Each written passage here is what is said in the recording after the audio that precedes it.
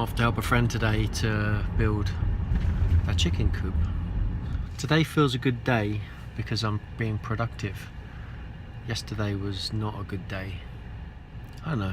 I'm just not very productive. I've just finished my master's. I wrote a dissertation looking at the relationship between mission and atheism. I would love to turn that dissertation into a book. But I'm just really finding it hard to be motivated. It's not because I'm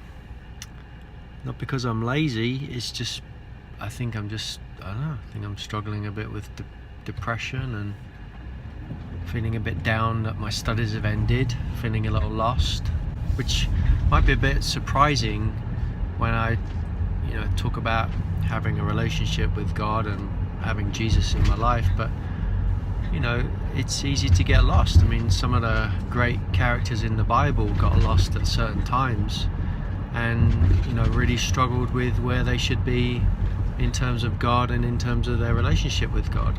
I realized yesterday that over the last couple of years I've been spending a lot of time praying and thinking about what I want to do and what I should be doing, and I haven't really got any clear direction in terms of a job I'd like to do and in a job maybe I could do.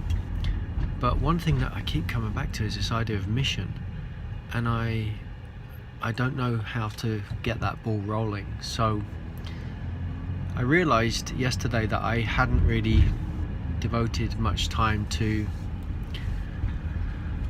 prayer about this, and just over the course of the day I went from this terrible darkness, bleakness, into a sense of positivity as I don't know, it's hard to explain it, but just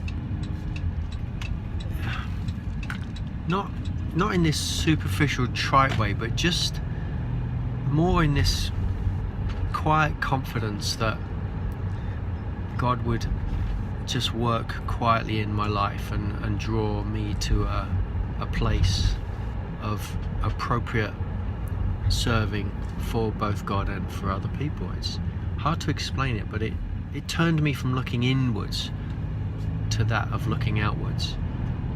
And I was reminded of why I came back to my faith a couple of years ago, and it was because of this idea of hope, that having God in my life gives me a sense that things can be different.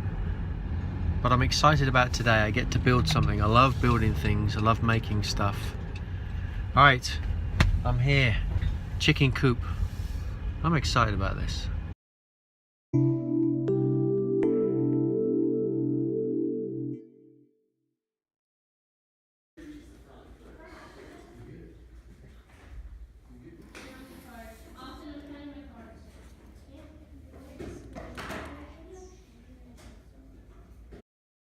I am currently reading a book on the Apostle Paul's view of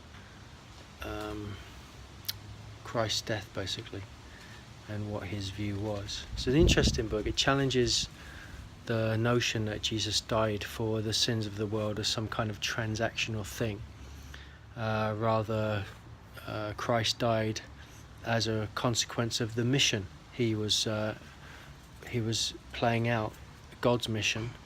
There'd be a risk, there'd be a price to pay if he didn't stop doing what he was doing. He was upsetting a lot of people, but he believed that what he was doing was the right thing to do. It was God's way to challenge the religious structures of the day and to invite people to engage with each other and with God in a different way. I don't think we really understand what it means to say Christ died for our sins. I don't think we really understand the nature of that statement. I think we talk about it and you hear people saying, oh, it means this and that, but when you really try to drill down into it, I don't think we really know what it means. When you talk to somebody who's an atheist and you're going to talk about the death of Christ and the importance of that, you need to know why that's important. And you can't just say, well, you're a sinner, you need forgiveness. Well, why are they a sinner? How does that pan out? What are they doing that's different? I know lots of atheists that don't abuse children. If you're going to define the nature of who's righteous by the passage in Matthew 25, the parable of the sheep and the goats, I know lots of atheists that are doing those things. I know lots of Christians that are not doing those things. So these are questions that I grapple with. And I encourage you to grapple with them. It's the nature of the spiritual life is to wrestle with these deep questions of life and to go on a journey and ask God to lead us, find out the answers, if there are answers to be found.